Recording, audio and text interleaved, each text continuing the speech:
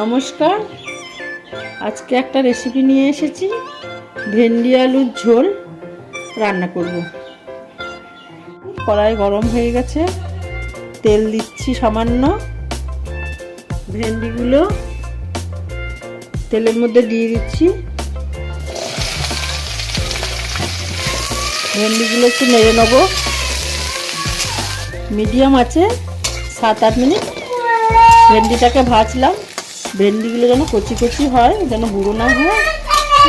7-8 minute নাড়ার পর হলুদ দিয়ে দিলাম সামান্য, আর কিছুক্ষণ নেড়ে নেব।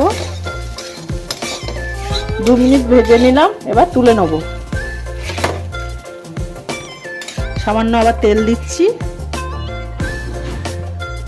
তেলের মধ্যে সামান্য হলুদ দিচ্ছি। সেদ্ধ করে রেখেছিলাম আলুগুলো তেলের মধ্যে দিয়ে দিলাম, একটু ভেজে নেব তেলে দিয়ে।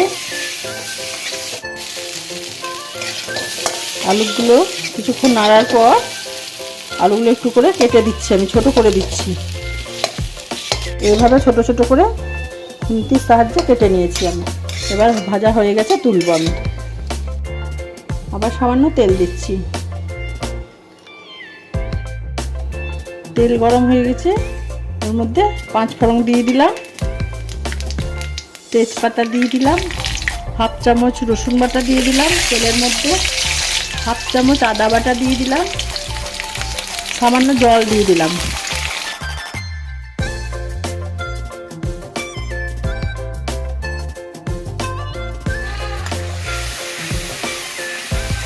এক চামচ মৌরি বাটা দিলাম, 1/2 চামচ জিরে বাটা দিলাম,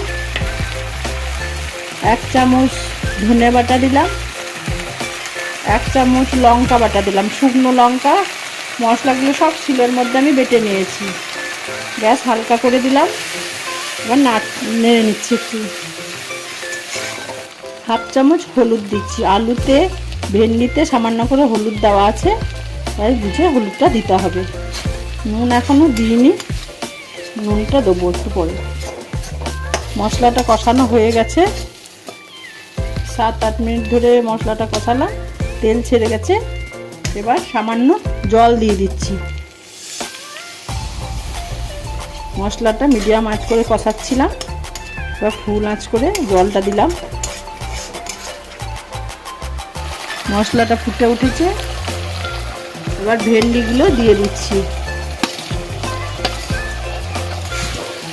ভেন্ডিগুলো কষাচ্ছি, এবার আলুগুলোও দিয়ে দিচ্ছি। মিডিয়াম আঁচ করে কষাতে থাকবো। 5 মিনিট আলু ভেন্ডি দিয়ে কষিয়ে নিলাম, এবার নুন দিয়ে দেবো।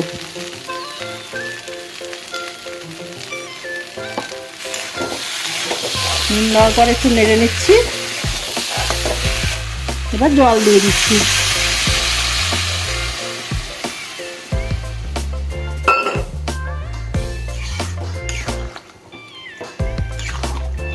ফুটে উঠেছে তরকারিটা, এবার আমি ঢাকা দিয়ে দিচ্ছি। ঢাকা দিয়ে মিডিয়াম আঁচ করে রাখছি। 10 মিনিট পর ঢাকনাটা খুলছি।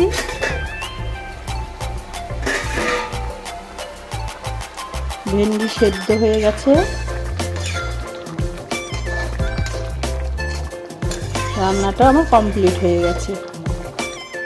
ভাঙাচোরা আলু দিয়ে ভেন্ডির ঝোল রেডি। এইভাবে রান্না করে একটু খেয়ে দেখবেন, আমি আমার মতো করে রান্না করেছি।